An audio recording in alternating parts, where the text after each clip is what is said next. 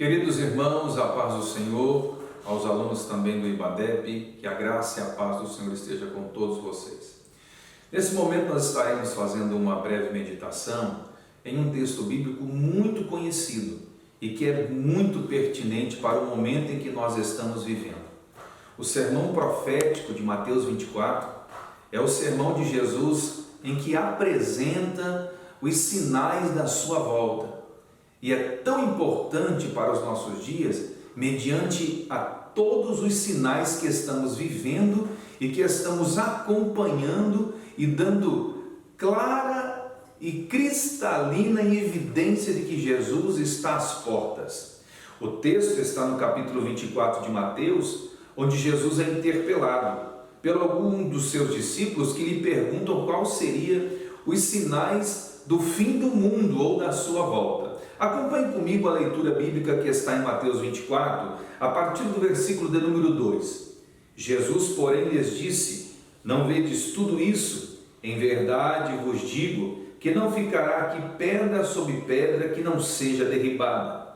E assentado no Monte das Oliveiras, chegaram-se a ele os seus discípulos em particular, dizendo: dize-nos quando será essas coisas, e que sinal haverá da tua vinda e do fim do mundo? A partir do versículo 4, Jesus começa a responder e diz: e Jesus respondendo disse-lhes: acautelai-vos, porque ninguém vos engane, porque muitos virão em meu nome dizendo: eu sou o Cristo, e enganarão a muitos. E ouvireis de guerra, de rumores de guerra. Olhai, não vos assusteis, porque é mister que isso tudo aconteça, mas ainda não é o fim. Porquanto se levantará nação contra nação, reino contra reino, e haverá fome, pestes, terremotos em vários lugares.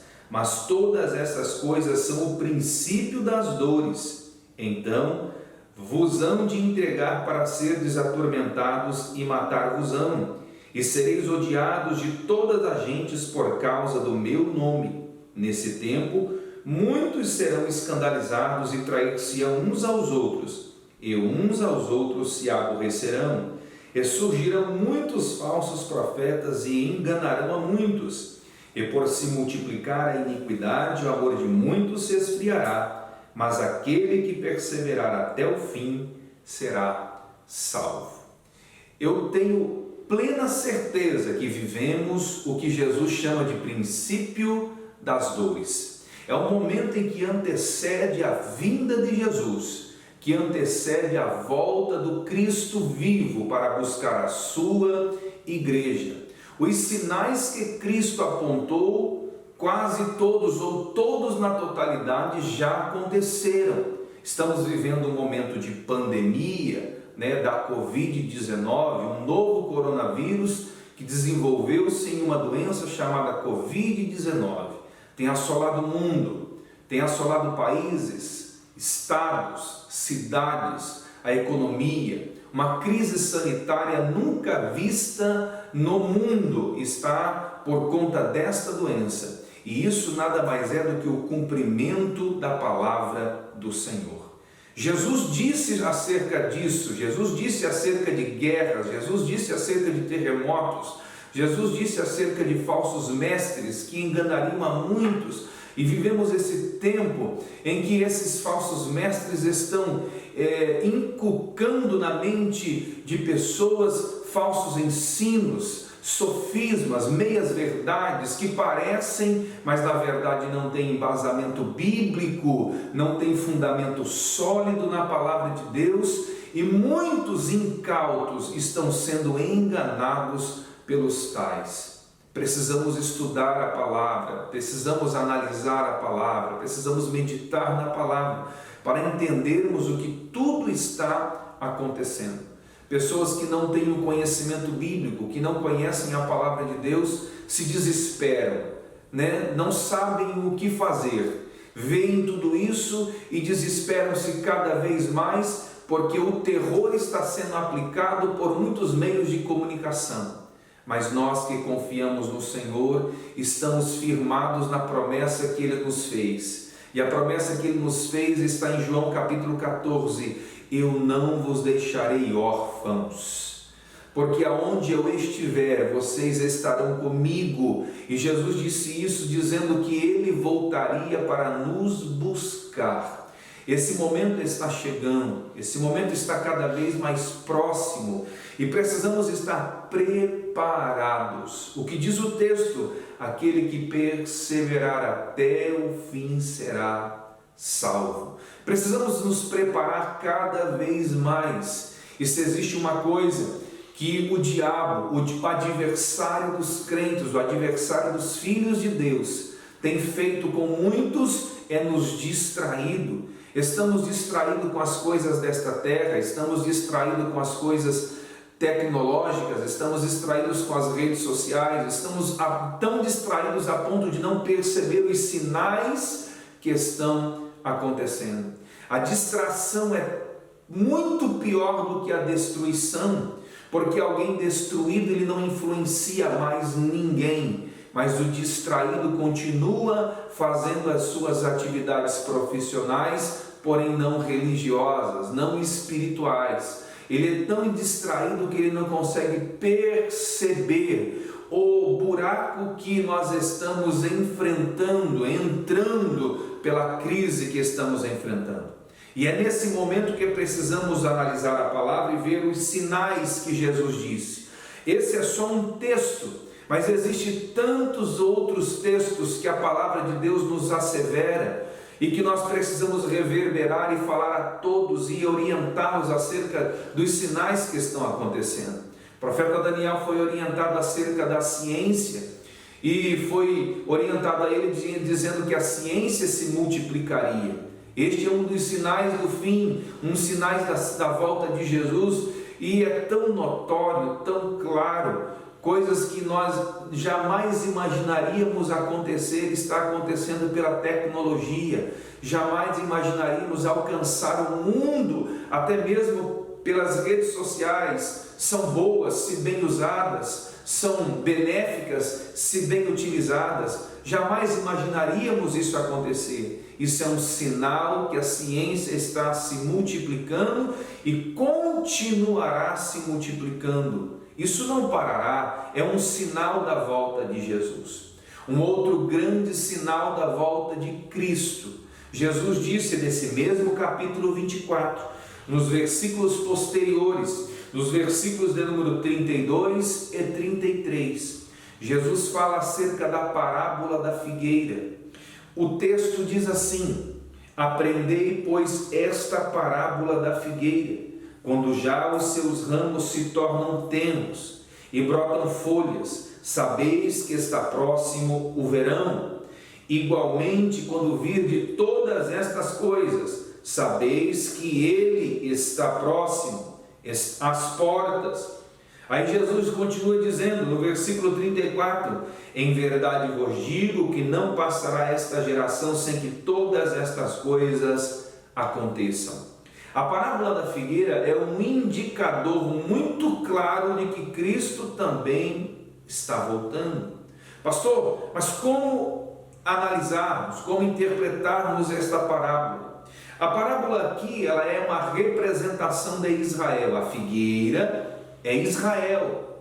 Israel, Jesus está dizendo que ela brotará, ela voltará a brotar. E quando se deu isso? A parábola da figueira está dizendo que Israel brotará, e esse brotar, esse desabrochar, se deu no dia 14 de maio de 1948. Em uma reunião da ONU em que definiam se Israel voltaria a ser uma república, um brasileiro chamado Oswaldo, esse Oswaldo vota em um voto de Minerva para que Israel voltasse a ser uma república. A partir desse momento Israel brota, os seus frutos começam a florescer. Nesse 14 de maio deste ano, Israel completa 72 anos.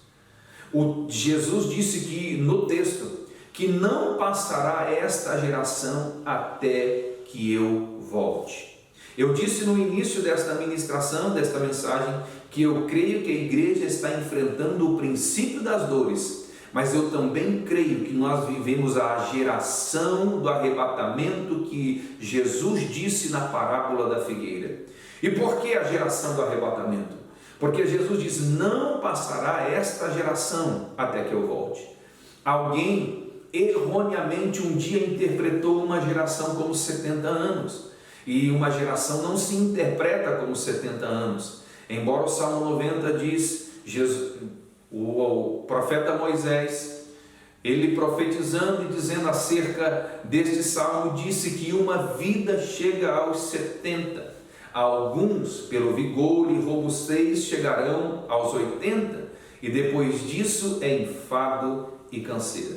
Perceba que Moisés não crava uma data de uma geração, ele diz que é 70, mas pode chegar aos 80 e ainda pode passar de 80. Então uma geração nunca foi 70 anos. Como definir uma geração, pastor? Se você olhar para Mateus capítulo de número 1 e você ver Mateus, o evangelista Mateus e apóstolo Mateus falando acerca da genealogia de Jesus, a partir do versículo de número 2 até o versículo de número 17, quando ele fala toda a geração da genealogia de Jesus, ele conta as gerações, e são 42 gerações dentro desse texto. Ele diz no versículo 17, de sorte que todas as gerações desde Abraão a Davi são 14, e desde Davi a deportação para a Babilônia 14 gerações, e desde a deportação para a Babilônia até Cristo 14 gerações, somando 42 gerações. E quando você começa a contar os nomes que há inserido no capítulo 1, você vai chegar ao exato número de 42 nomes. Sendo assim, para Mateus e para a Bíblia Sagrada, uma geração é uma vida. É uma vida. Sendo assim, uma geração não será 70. Também não pode ser 80, porque pode passar disso. Uma geração é uma vida. Vou te explicar melhor. Uma geração pode ser 40, porque alguém pode chegar a óbito aos 40 anos. Uma geração pode ser 50, porque alguém pode chegar a óbito aos 50 anos. Mas uma geração pode ser também 100, porque alguém pode chegar a óbito aos 100 anos e ser uma pessoa centenária. Então, sendo que o texto nos diz que uma geração é uma vida, eu não tenho dúvida que nós estamos vivenciando, enfrentando a geração do arrebatamento que antecede a vinda de Jesus. Jesus está às portas. Perceba, eu disse, Israel completa este ano 72 anos. Os 70 cravados por alguém um dia já passou. Nós estamos vivendo a geração do arrebatamento e precisamos nos preparar e, sobretudo, estar atentos aos sinais da volta de Cristo. Os sinais estão indicando isso e precisamos nos preparar. Paulo fala sobre o arrebatamento em Tessalonicenses capítulo 4, versículos de número 13 a seguir, e ele diz como se dará o arrebatamento. O Tessalonicenses, o texto Paulo é muito claro, muito cristalino, ele é transparente ao ensinar a igreja que está em Tessalônica acerca desta data, deste momento, e ele começa a dizer: não quero, porém, irmãos, que sejais ignorantes acerca dos que já dormem, para que não vos entristeçais como os demais que não têm esperança. Porque se cremos que Jesus morreu e ressuscitou, assim também aos que em Jesus dormem, Deus os tornará a trazer com ele. Dize-vos, pois, isto pela palavra do Senhor, que nós, os que ficarmos vivos para a vinda do Senhor, não procederemos os que dormem. Perceba a esperança do apóstolo Paulo, a esperança que ele tinha ao dizer nós que ficarmos vivos. Ele tinha tanta esperança da volta de Jesus que ele se incluía entre os arrebatados. Ele se incluía entre os arrebatados vivos. A partir do versículo 16 ele começa a ensinar como se dará o arrebatamento. E ele diz: porque o mesmo Senhor descerá do céu com alarido e com voz de arcanjo, e com a trombeta de Deus, e os que morreram em Cristo ressuscitarão primeiro. Depois nós, os que ficarmos vivos, mais uma vez ele diz nós, os que ficarmos vivos seremos arrebatados juntamente com ele nas nuvens, a encontrar o Senhor nos ares, e assim estaremos para sempre com o Senhor. Paulo fala de 3 elementos e uma ordem do ato que acontecerá. O primeiro elemento ele diz o alarido de Deus, porque descerá do céu com alarido. O alarido aqui, em algumas traduções bíblicas, diz a palavra de ordem. E dada a palavra de ordem. O primeiro elemento desse ato será a ordem dada por Deus. Chegou o momento. E esse momento está prestes a acontecer. No relógio de Deus, espiritualmente dizendo, a meia-noite está quase chegando. A meia-noite está quase chegando, né? Conforme diz Mateus 25, e à meia-noite ouviu-se um clamor, eis o esposo. Nós estamos prestes a ouvir a palavra de ordem. Depois da palavra de ordem, dois elementos acontecem. O primeiro elemento está na voz do arcanjo e com a voz do arcanjo. E o outro elemento, o terceiro, é a trombeta de Deus. Eu disse que há 3 elementos e 2 ordens. Perceba a ordem que há no texto. O arcanjo aqui, a voz do arcanjo, convocará os mortos. A ordem está no mesmo versículo 16. E os que morreram em Cristo ressuscitarão primeiro. Os mortos ouvirão e serão chamados pelo arcanjo. O arcanjo Miguel, o único mencionado na Bíblia, convocará os mortos. Os mortos que morreram em Cristo serão transformados, conforme Paulo no capítulo 15 de 1 Coríntios, num abrir e fechar de olhos. O que é mortal se revestirá de imortal, o que é corruptível se revestirá de incorruptibilidade. A segunda ordem é a trombeta de Deus.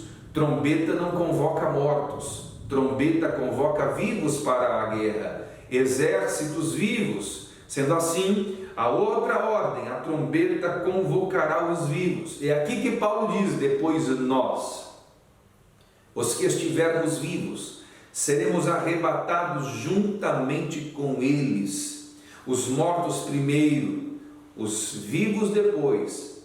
Mas esse processo se dará num abrir e fechar de olhos. Segundo a ciência, entre 0,4 ou 0,7 milésimos de segundo, um piscar de olho, não dá 1 segundo.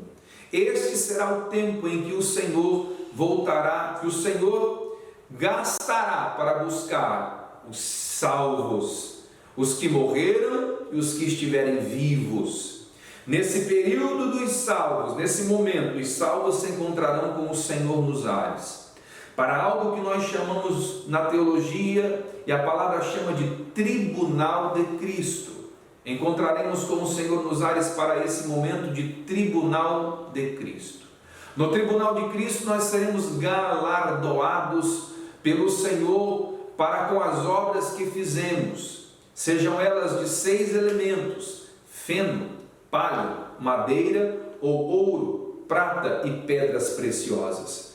Esses elementos indicam as nossas obras.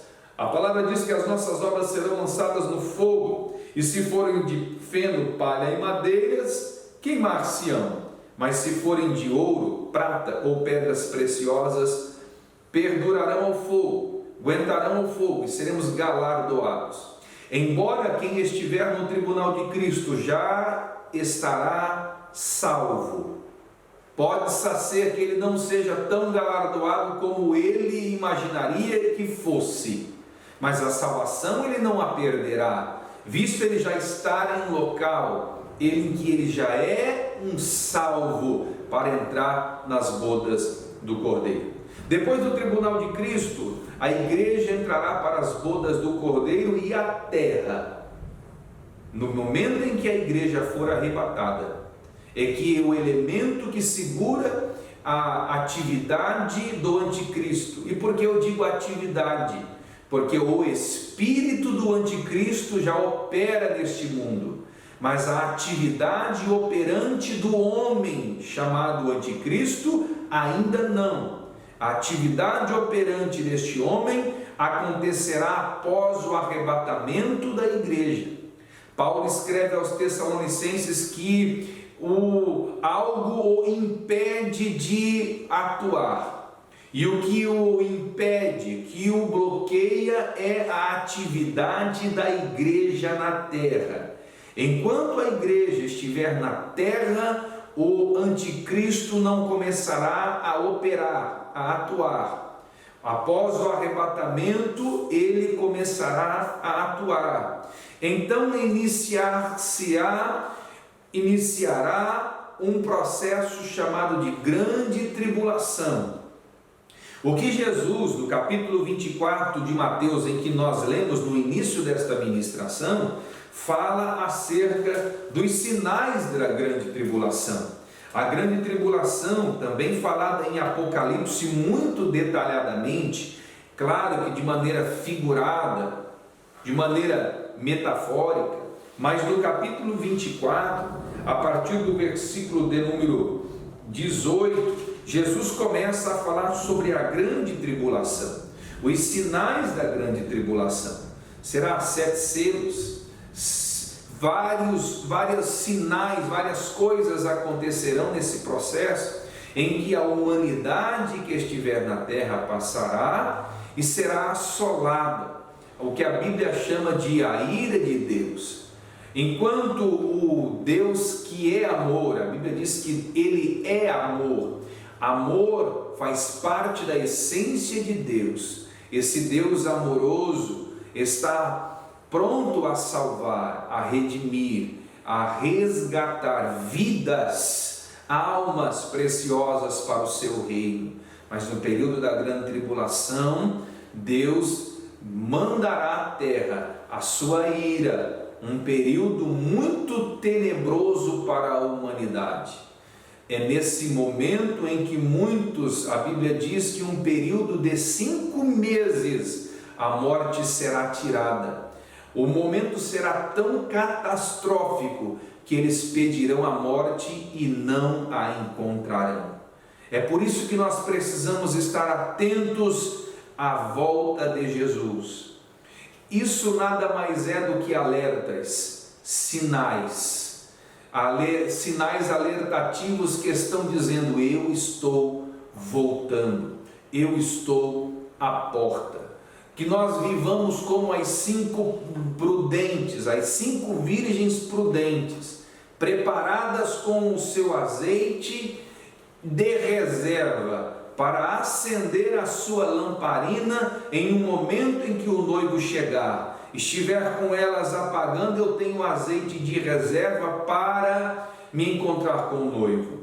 Se você olhar para o texto do capítulo 25 de Mateus, você vai ver um momento em que o que a distração faz e a prioridade de quem está esperando o noivo e de quem não está esperando o noivo. No versículo de número 3 e no versículo de número 4 do capítulo 25, indicam a prioridade das prudentes e a prioridade das loucas. Acompanhe comigo o que diz o versículo 3: e as loucas, tomando as suas lâmpadas, não levaram azeite consigo. Aqui indica a prioridade das loucas. A prioridade delas era as lâmpadas. As lâmpadas, que é aparente, que está todo mundo vendo, o que é visível, era a preocupação.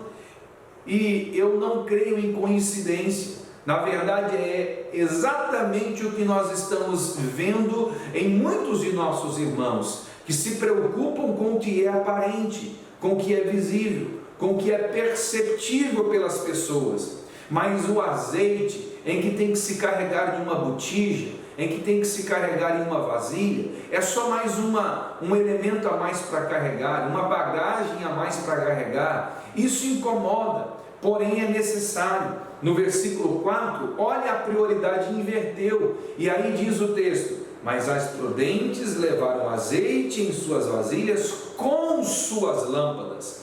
Enquanto no versículo 3, o texto diz: elas levam azeites e não levam, no versículo 3,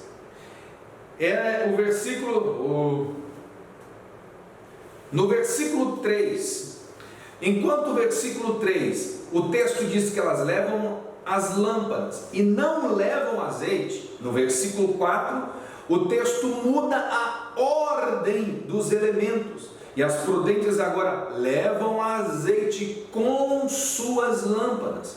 Para as prudentes, o prioritário é o azeite; para as loucas, o prioritário é a lâmpada. Mas lâmpada sem azeite não funciona.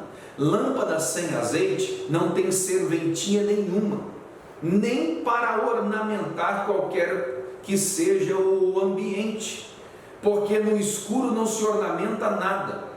Nós precisamos de azeite para usar a lâmpada. É por isso que a prioridade das prudentes é específicas. Elas dizem, o texto diz, elas levam azeite com lâmpada. E você percebe a prioridade delas ao se preocupar com isso. E não só ao se preocupar com isso, mas também a não dar e nem vender a ninguém aquilo que elas conquistaram com tanta dificuldade.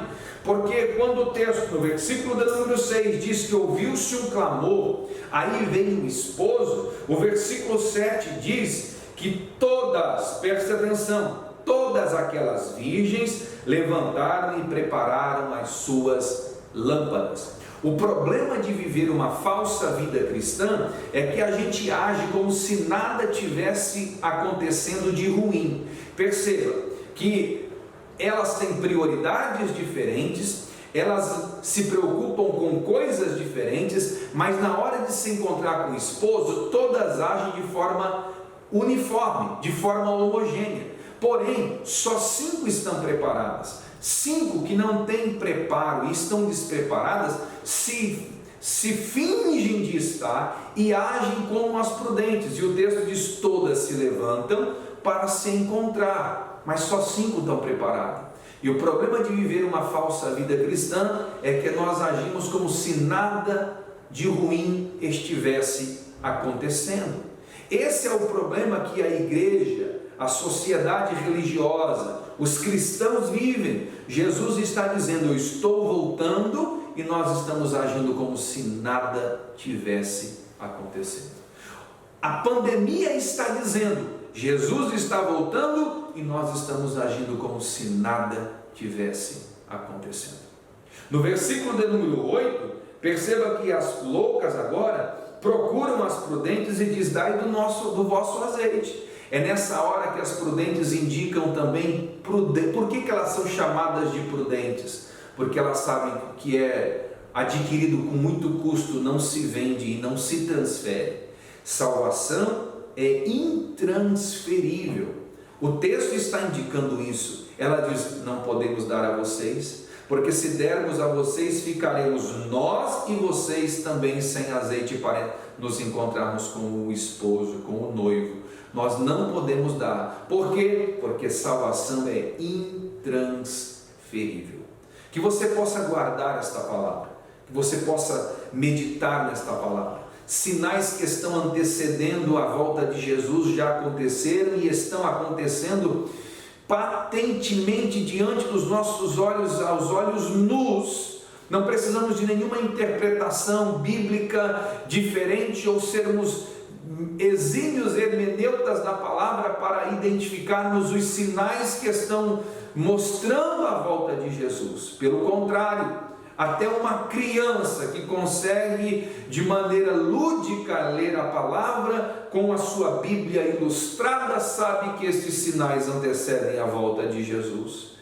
É por isso que precisamos estar atentos aos sinais que antecedem a volta de Jesus. Nessa ministração falamos sobre alguns sinais.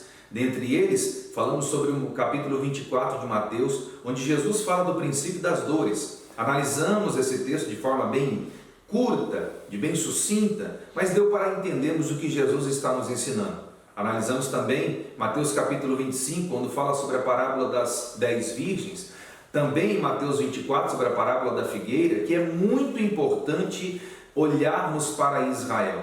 Israel é um indicador muito claro da volta de Jesus. E a igreja precisa olhar para esse indicador chamado Israel.